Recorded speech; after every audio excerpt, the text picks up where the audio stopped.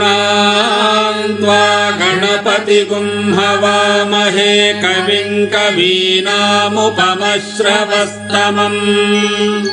ज्येष्ठराजं ब्रह्मणस्पत नः शृण्वन्नोतिभिः सेदसादनम् ॐ श्रीमहागणाधिपतये नमः। ॐ श्रीसरस्वत्यै नमः। ॐ श्रीवेदपुरुषाय नमः। ॐ श्रीगुरुभ्यो नमः। हरिः ॐ। ॐ नमो भगवते रुद्राय। ॐ नमस्ते रुद्रमन्यव उतोत इषवे नमः। नमस्ते अस्तु धन्वने बाहुभ्यामुतते नमः। यात इषुः शिवतमा शिवम् बभूवते धनुः। शिवा शरव्यायातवतया नो रुद्रमृडया। याते रुद्र शिवा तनोरघोरा पापकाशिनी। तया नस्तनुवाशन्तमया गिरिशन्ताभिचाकशी। यामिषुम् गिरिशन्तहस्ते बिभर्षस्तवे। शिवाङ्गिरित्रताम् कुरु माहि पुंसि पुरुषम् जगत्। शिवेन वचसा त्वा गिरिशाच्छावदामसि। यथा नः सर्वमिज्जगदयक्ष्मगुम् सुमना असत्। अध्यवोचदधिवक्ता प्रथमो देव्यो भिषक्। अहेगुश्च सर्वान् जम्भयन् सर्वाश्चया धान्यः। असौ यस्ताम्रो अरुण उत बभ्रुः सुमङ्गलः। ये चेमागुम् रुद्रा अभितो दिक्षुश्रिताः सहस्रशो वै गोगुम्भेडयेमहे। असौ यो वसर्पति नीलग्रीवो विलोहितः। उतैनम् गोपा अदृशन्नदृशन्नुदहार्यः। उतैनम् विश्वाभूतानि सदृष्टो मृडयाति नः। नमो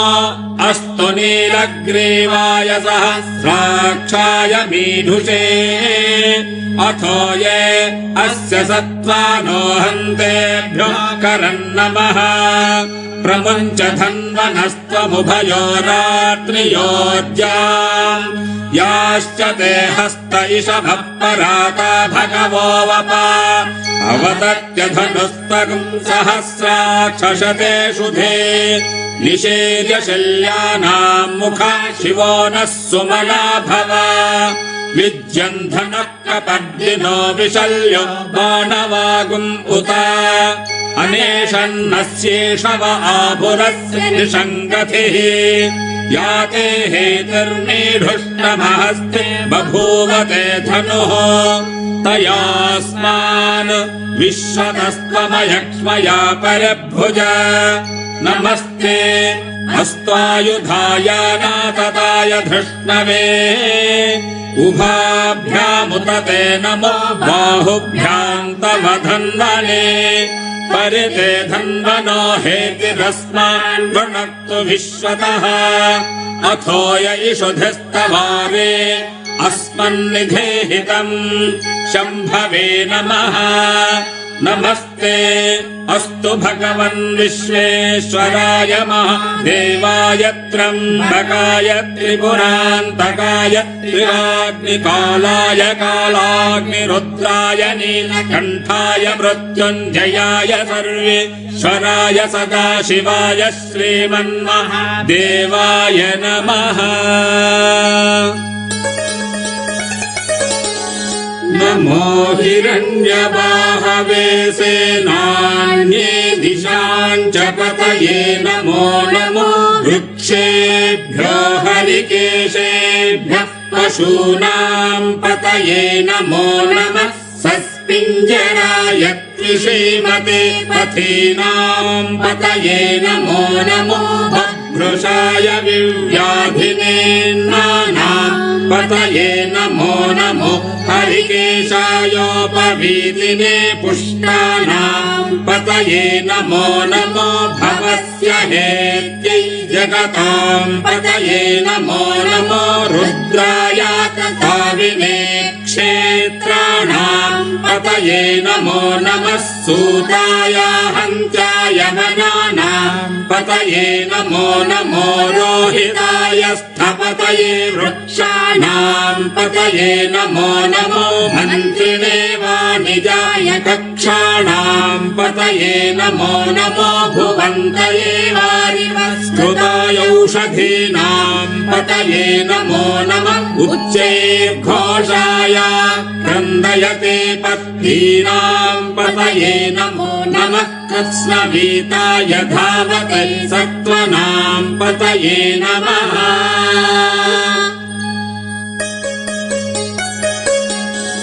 नमः सहमानाय व्याधिनीनां पतये नमो नमः ककुभाय निषङ्गिणे स्तेनानां पतये नमो नमो निषङ्गिण इषुधिमते तस्कराणां पतये नमो नमो वञ्चते परिवञ्चते स्तायूनां पतये नमो नमो निचेरवे परिचरायारण्यानां पतये नमो नमः सृकाविभ्यो जिघागुंसद्भ्यो मुष्णतां पतये नमो नमो सिमद्भ्यो नक्तञ्चरद्भ्यः प्रकुन्तानां पतये नमो नमः उष्णीषिणे गिरिचराय कुलुञ्चानां पतये नमो नमः इषुमद्भ्यो धन्वाविभ्यश्च वो नमो नमः आतन्वानेभ्यः प्रतिदधानेभ्यश्च वो नमो नमः आयच्छद्भ्यो विसृजद्भ्यश्च वो नमो नमोऽस्यद्भ्यो विद्यद्भ्यश्च वो नमो नमः आसीनेभ्यश्च यानेभ्यश्च वो नमो नमः स्वपद्भ्यो जाग्रद्भ्यश्च वो नमो नमः तिष्ठद्भ्यो धावद्भ्यश्च वो नमो नमः सभाभ्यः सभापतिभ्यश्च वो नमो नमो अश्वेभ्यो स्वपतिभ्यश्च वो नमः नमः व्याधिनीभ्यो विविध्यन्तेभ्यश्च वो नमो नमः उगणाभ्यस्त्रगुंहतेभ्यश्च वो नमो नमो गृत्सेभ्यो गृत्सपतिभ्यश्च वो नमो नमो व्रातेभ्यो व्रातपतिभ्यश्च वो नमो नमो गणेभ्यो गणपतिभ्यश्च वो नमो नमो विरूपेभ्यो विश्वरूपेभ्यश्च वो नमो नमो महद्भ्यः क्षुल्लकेभ्यश्च वो नमो नमो रथिभ्यो रथेभ्यश्च वो नमो नमो रथेभ्यो रथपतिभ्यश्च वो नमो नमः सेनाभ्यश्च वो नमो नमः क्षत्रभ्यः सङ्ग्रहीतृभ्यश्च वो नमो नमस्तक्षभ्यो रथकारेभ्यश्च वो नमो नमः कुलालेभ्यः कर्मारेभ्यश्च वो नमो नमः पुञ्जिष्टेभ्यो निषादेभ्यश्च वो नमो नमः इषुकृद्भ्यो धन्वकृद्भ्यश्च वो नमो नमो मृगयुभ्यश्च रेभ्यश्च वो नमो नमः स्वभ्यश्च पतिभ्यश्च वो नमः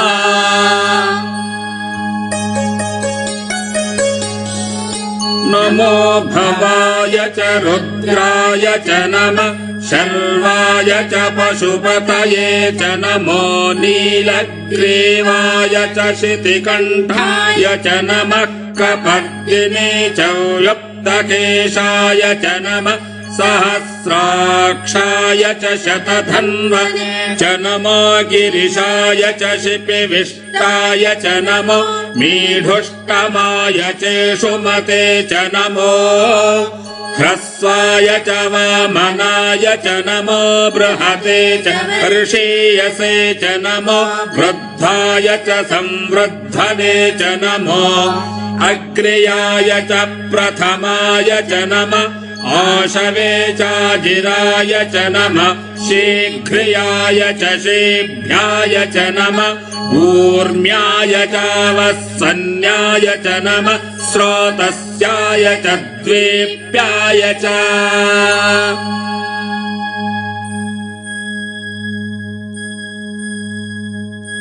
नमो ज्येष्ठाय च कनिष्ठाय च नमः पूर्वजाय चापरजाय च नमो मध्यमाय चापगल्भाय च नमो जघन्याय च बुद्ध्याय च नमः सोऽभ्याय च प्रतिसर्याय च नमो याम्याय च क्षेम्याय च नमः उर्वर्याय च खल्याय च नमः श्लोक्याय चावसान्याय च नमो वन्याय च क्षाय च नमः श्रवाय च प्रतिश्रवाय च नमः आशुषेणाय चाशुरथाय च नमः शूराय चावभिन्धते च नमो वर्मिणे च वरोधिने च नमो बिल्मिने च कवचिने च नमः श्रुताय च श्रुतसेनाय च नमो दुन्दुभ्याय चाहनन्याय च नमो धृष्णवे च प्रमृषाय च नमो दूताय च प्रहिताय च नमो निषङ्गिणे चेषुधिमते च नमः स्तीक्षेषवे च युधिने च नमः स्वायुधाय सुधन्वने च नमः श्रुत्याय च पथ्याय च नमः काट्याय च नीप्याय च नमः सूद्याय च सरस्याय च नमो नाद्याय च वैशन्ताय च नमः कोप्याय च वट्याय च नमो वर्षाय च वर्ष्याय च नमो मेघ्याय च विद्युत्याय च नमः ईध्र्याय च तप्याय च नमो वात्याय च रेश्म्याय च नमो वास्तव्याय च वास्तुपाय च हर हर हर नमः सोमाय च रुद्राय च नमः ताम्राय चारुणाय च नमः शङ्गाय च पशुपतये च नमः उग्राय च भीमाय च नमो अग्रे वधाय च दूरे वधाय च नमो हन्त्रे च हनीयसे च नमो वृक्षेभ्यो हरिकेशेभ्यो नमस्ताराय नमः शम्भवे च मयो भवे च नमः शङ्कराय च मयस्कराय च नमः शिवाय च शिवतराय च नमः तीर्थ्याय च कूल्याय च नमः पार्याय च भार्याय च नमः प्रतरणाय चोत्तरणाय च नमः आतार्याय च लाद्याय च नमः षष्ट्याय च फेन्याय च नमः सिकत्याय च प्रवाह्याय च मयिरिन्याय च प्रपथ्याय च नमः यगुंशिलाय च क्षयणाय च नमः कपर्दिने च पुलस्तये च नमो गोष्ठ्याय च गृह्याय च नमः स्तल्प्याय च गेह्याय च नमः काट्याय च गह्वरेष्ठाय च नमो हृदय्याय च निवेश्याय च नमः पागुंसव्याय च रजस्याय च नमः शुष्क्याय च हरित्याय च नमो लोप्याय च लप्याय च नमः ऊर्व्याय च सूर्म्याय च नमः पर्ण्याय च पर्णशद्याय च नमोपगुरमाणाय चाभिघ्नते नम आखिदते च प्रखिदते च नमो वक्तिरिकेभ्यो देवानागुंहृदयेभ्यो नमो विच्छिन्नकेभ्यो नमो विचन्मत्केभ्यो नम आनिर्हतेभ्यो नमामीवत्केभ्यः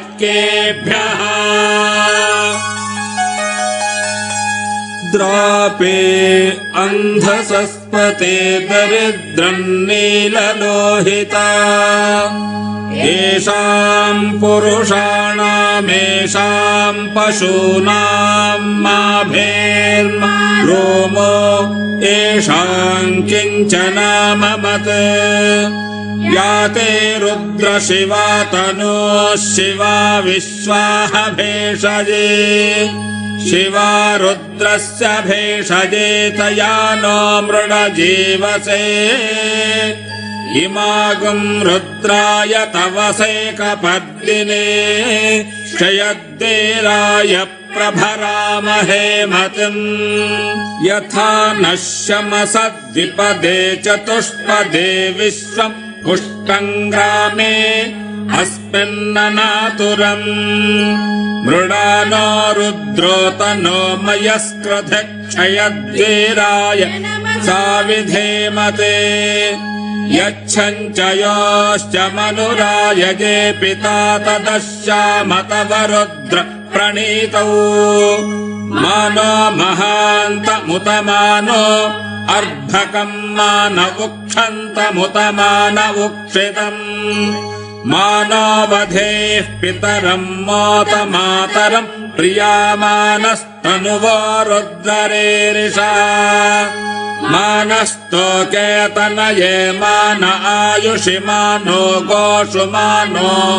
अश्वेषु रीरिषः वीरान्मानो रुद्रभामितो वधीर् हविष्मन्तो नमसा विधेमते आरात्ते गोघ्न उत पूरुषघ्ने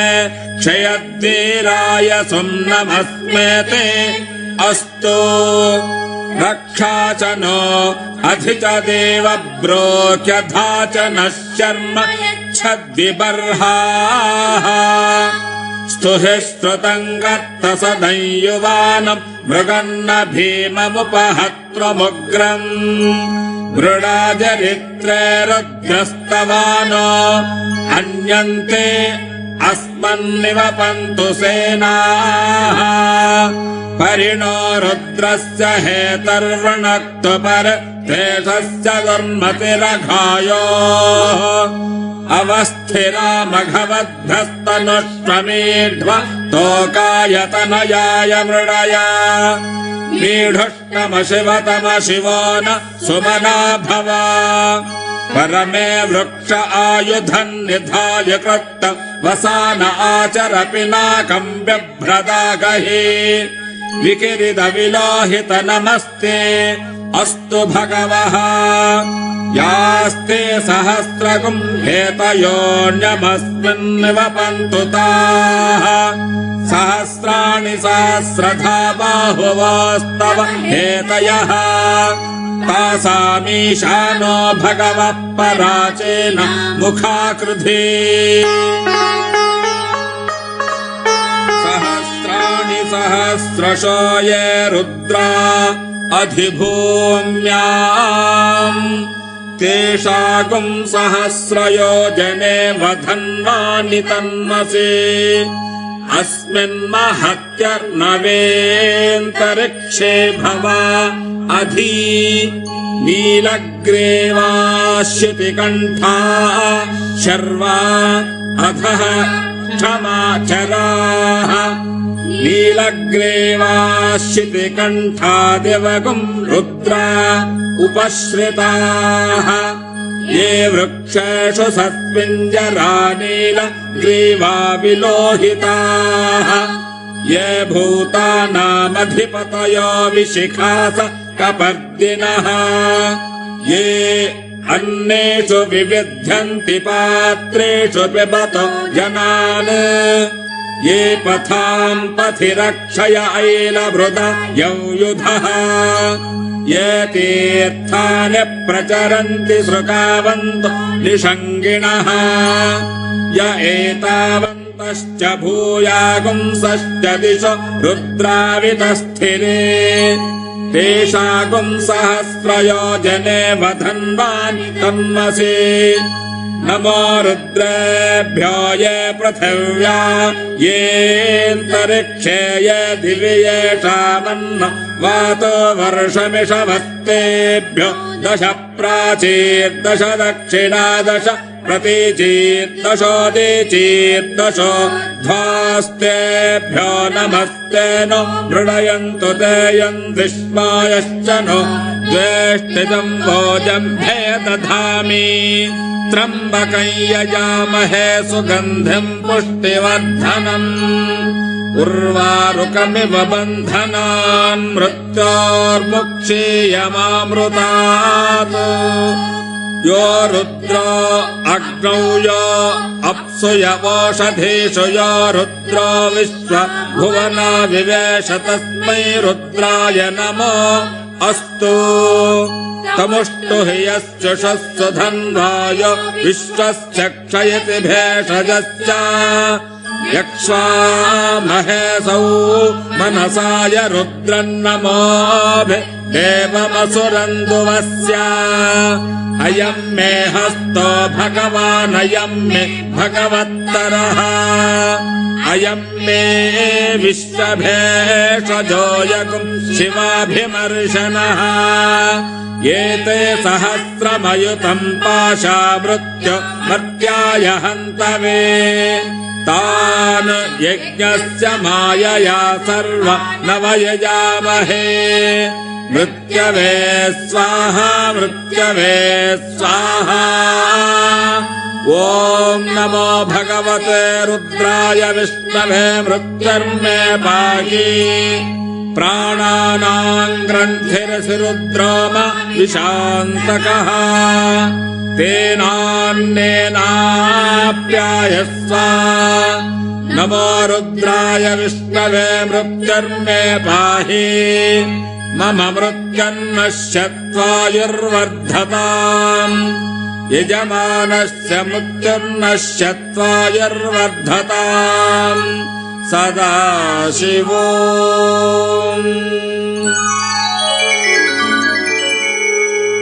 अग्ना विष्णु सजोषसे मा वर्धन्तु वाङ्गिरः युम्नैर्वाजेभिरागतम् वाजश्च मे प्रसवश्च मे प्रयतिश्च मे प्रसितिश्च मे धीतिश्च मे क्रतुश्च मे स्वरश्च मे श्लोकश्च मे श्रावश्च मे श्रुतिश्च मे ज्योतिश्च मे सुवश्च मे प्राणश्च मे पानश्च मे व्यानश्च मे सुश्च चित्तम् च म आधीतम् च मे वाक् च मे मनश्च चक्षुश्च मे श्रोत्रम् च मे दक्षश्च बलम् च म ओजश्च मे सहश्च म आयुश्च जरा च म आत्मा च मे तनुश्च मे शर्म च मे वर्म च मेऽङ्गानि च मे स्थानि च मे परोगुंषि च मे शरीराणि च मे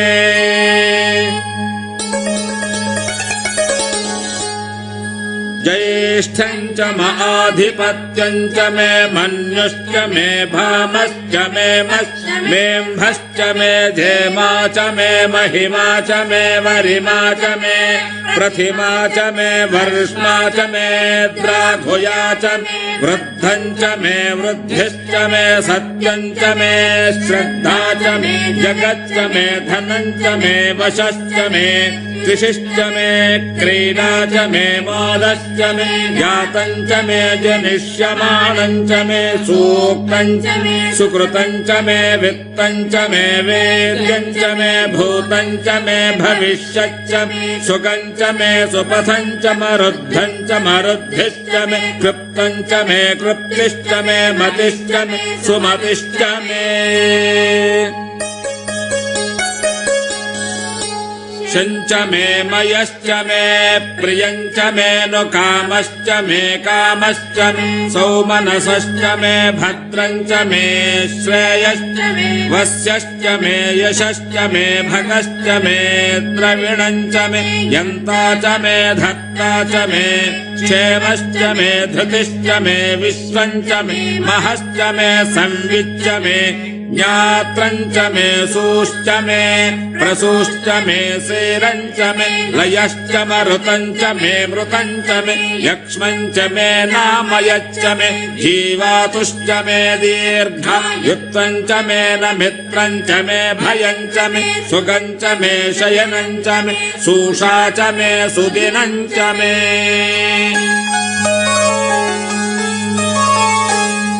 ऊर्च मे सूनृता च मे पयश्च मे रसश्च मे घृतञ्च मे मधु च मे सग्धिश्च मे सपेतिश्च मे कृषिश्च मे वृष्टिश्च मे जैत्रञ्च म औद्भिद्यञ्च मे रयिश्च मे रायश्च मे पुष्टञ्च मे पुष्टिश्च मे विभु च मे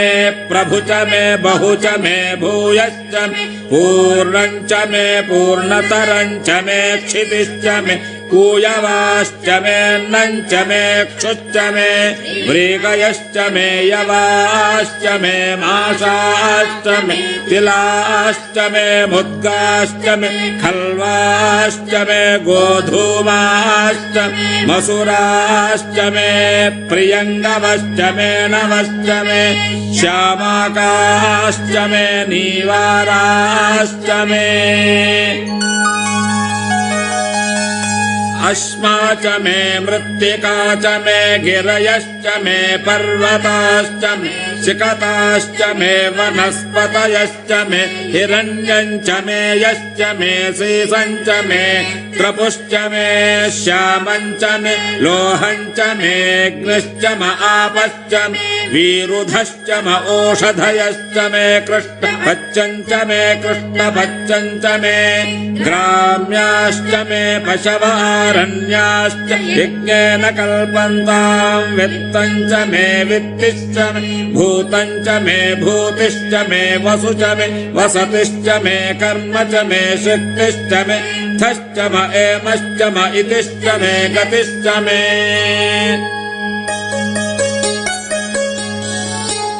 अग्निश्च म इन्द्रश्च मे सोमश्च म इन्द्रश्च मे सविता च म इन्द्रश्च मे सरस्वती च म इन्द्रश्च मे पूषा च म इन्द्रश्च मे बृहस्पतिश्च म इन्द्रश्च मे मित्रश्च म इन्द्रश्च मे वरुणश्च म इन्द्रश्च मे त्वष्टा च म इन्द्रश्च मे धाता च म इन्द्रश्च मे विष्णुश्च म इन्द्रश्च मे श्विनौ च म इन्द्रश्च मे मरुतश्च म इन्द्रश्च मे विश्वे च मे देवा इन्द्रश्च मे पृथिवी च म इन्द्रश्च मेऽन्तरिक्षञ्च म इन्द्रश्च मे द्यौश्च म इन्द्रश्च मे दिशश्च म इन्द्रश्च मे मूर्धा च म इन्द्रश्च मे प्रजापतिश्च म इन्द्रश्च मे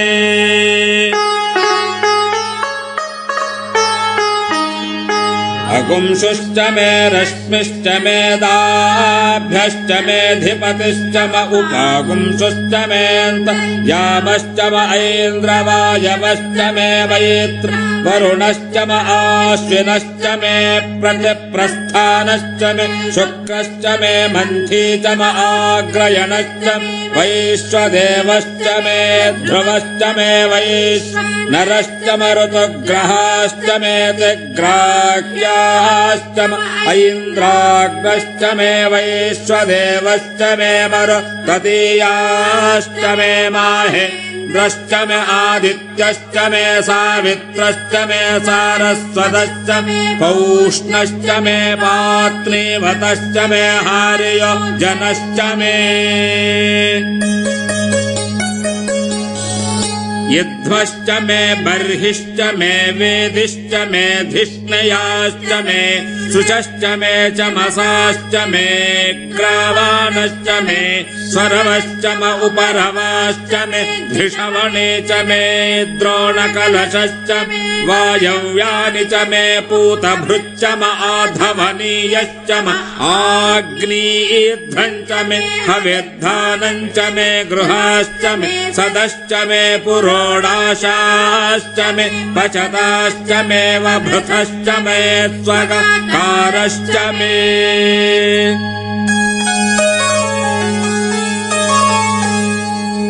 अग्निश्च मे घर्मश्च मेऽर्कश्च मे सूर्यश्च मे प्राणश्च मे स्वमेधश्च मे पृथिवी च मे दितिश्च मे दितिश्च मे द्योश्च मे शक्वरेरङ्गुलयो दिशश्च मे यज्ञेन कल्पन्तामृक् मे साम च मे स्तोमश्च मे यजुश्च मे दीक्षा च मे तपश्च मरुतुश्च मे व्रतञ्च मे होरात्रयो वृष्ट्या बृहद्रथन्तरे च मे यज्ञेन कल्पेताम् गर्भाश्च मे वत्साश्च मे त्र्यविश्च मे त्र्यवी च मे दित्यवाच्च मे दित्यौहि च मे पञ्चाविश्च मे पञ्चावी च मे त्रिवत्सश्च मे त्रिवत्सा च मे तुर्यवाच्च मे तुर्यौहि च मे पष्ठवाच्च मे पष्ठौहि च उक्षा च मे वशा च मर्षभश्च मे वेहश्च मे नड्वाञ्च मे धेनुश्च आयुर्यज्ञेन कल्पताम् प्राणो यज्ञेन कल्पतामपानो यज्ञेन कल्पताम् व्यानो यज्ञेन कल्पता चक्षुर्यज्ञेन कल्पता गुश्रोत्र यज्ञेन कल्पताम् मनो यज्ञेन कल्पता वाग्यज्ञेन कल्पतामात्मा यज्ञेन कल्पताम् यज्ञो यज्ञेन कल्पताम् एका च मे तिस्रश्च मे पञ्च च मे सप्त च मे नव च म एकादश च मे त्रयोदश च मे पञ्चदश च मे सप्तदश च मे नवदश च म एकविंशतिश्च मे त्रयोविंशतिश्च मे पञ्चविंशतिश्च मे सप्तविंशतिश्च मे नवविंशतिश्च म एकत्रिंशच्च मे त्रयस्त्रिंशच्च मे चतस्रश्च मे ष्टौ च मे द्वादश च मे षोडश च मे विंशतिश्च मे चतुर्विंशतिश्च मेष्टाविंशतिश्च मे द्वात्रिंशच्च मे षट्त्रिंशच्च मे चत्वारिंशच्च मे चतुश्चत्वारिंशच्च मे अष्टाचत्वारिंशच्च मे वाजश्च प्रसवश्च द्विजश्च क्रतुश्च सुवश्च मूर्धा चव्यश्च्रियश्चान्त्यायनश्चान्त्यश्च भुवनश्च भुवनश्चाधिपतिश्च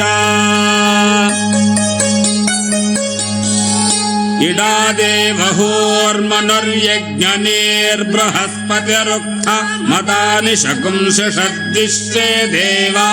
सूक्तवाचः पृथिवीमात मामाहि गुंसेर्मधुमनिष्ये मधुजनिष्ये मधुवक्ष्यामि मधुवदिष्यामि मधुमतीम् देवेभ्यो वाचमुद्यासगुं शुश्रूषेण्याम् मनुष्येभ्यस्तम् मा देवा अवन्तु शोभायै पितरनुमदन्तु ॐ शान्तिः शान्तिः शान्तिः।